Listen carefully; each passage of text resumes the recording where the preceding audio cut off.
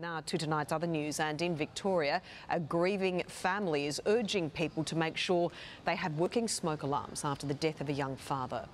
A blaze started inside Sean Wade's Wonthaggi home last night. He couldn't be saved despite his wife's frantic efforts to find him in thick smoke. Emma O'Sullivan has the details.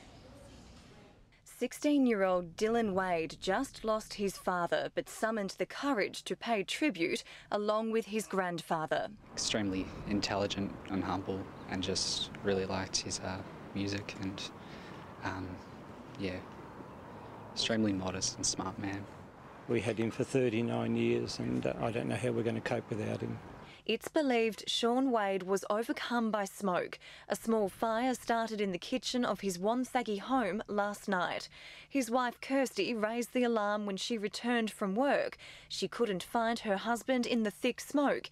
He was later found in the bedroom. She went in 3 times to try and get him out before the fire brigade got there. I think the way they dragged him out from the house was pretty full on, but they did the best they can when he was on the ground. Police say the fire appears to be a tragic accident. Neighbours described the bakery manager and musician as hardworking.